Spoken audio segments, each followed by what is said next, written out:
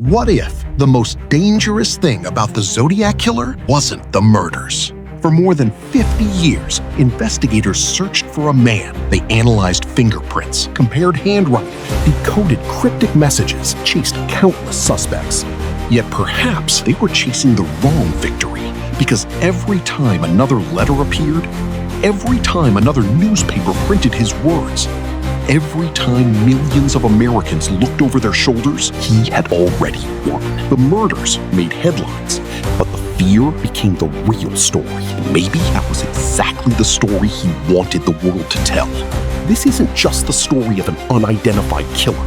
It's the story of a man who may have discovered that controlling people's minds can be far more powerful than taking their lives. In the late 1960s, Northern California was changing. Families were moving into quiet suburbs. Teenagers gathered in secluded lovers' lanes. Small towns felt safe enough for people to leave their doors unlocked. It was a place where ordinary life followed a predictable rhythm. Then, without warning, that sense of security began to disappear. At first, there was no infamous nickname, no mysterious symbol, no coded letters, just a pair of young victims found at a lonely roadside. To investigators, it looked like another tragic homicide. Serious, but not extraordinary. What they didn't know was that the crime scene was only the opening sentence of a much larger story. Months later, another young couple was attacked. This time, one victim survived. His testimony gave police their first glimpse of the man responsible, but it still wasn't enough to identify him. The attacks appeared calculated. The victims had no obvious connection. The locations seemed deliberately isolated. There was no robbery, no personal motive, no clear pattern that explained why these people had been chosen. Detectives searched for a conventional explanation, because that's what homicide investigations demanded. But this wasn't becoming a conventional case. It was becoming something far more dangerous, because the person behind these attacks wasn't simply leaving bodies behind. He was preparing something else, something that would soon spread far beyond the crime scenes. Before long, the killer would stop speaking through bullets and start speaking directly to an entire nation. The first attacks were brutal, but they were also strangely impersonal. The victims were ordinary young couples with no known connection to each other. There was no evidence of robbery, no clear sign of revenge, no personal relationship linking the killer to those he targeted. To investigators, the crimes looked random, and that made them even more frightening.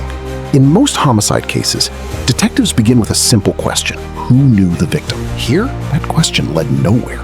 Months later, another attack followed. Once again, a young couple became the target. This time, something changed. One victim survived. His account gave police their first description of the attacker: calm, methodical, emotionally detached. He didn't appear to act out of rage. He acted with purpose. Then came another assault. This one was even more unsettling. The killer approached wearing a dark executioner's hood, marked with a strange crossed circle symbol. It wasn't a disguise chosen in panic. It looked deliberate, almost theatrical, as if the man behind it wanted to become more than a criminal. He wanted to become a character, a symbol, a presence people would recognize before they ever knew his face.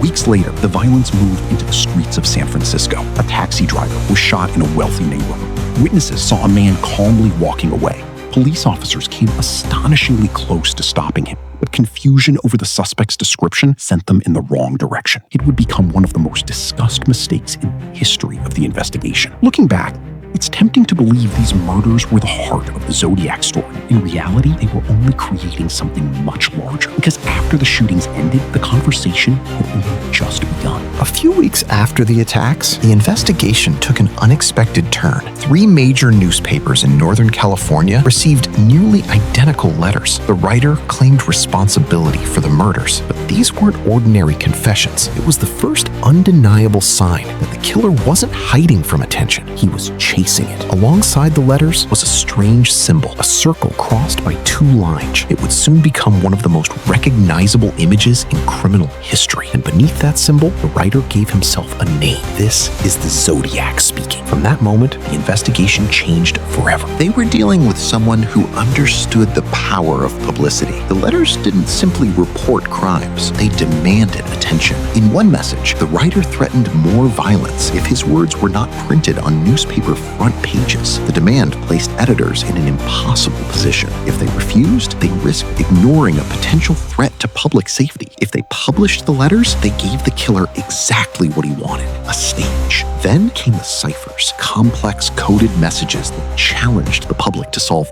One cipher was eventually cracked by a school teacher and his wife. Instead of revealing a clear motive, it revealed something far more disturbing. The message suggested that killing gave the writer a twisted sense of purpose, while carefully avoiding the one thing everyone wanted most, his identity. Other ciphers remained unsolved for decades. Every new letter, every new code, every newspaper headline extended the Zodiac's presence far beyond the crime scenes. By now, something remarkable had happened. The murders no longer needed to continue for fear to spread. A single envelope, a few handwritten pages, command the attention of an entire state. The gun had created the headlines, but the letters created the legend. By now, the investigation had uncovered something unusual.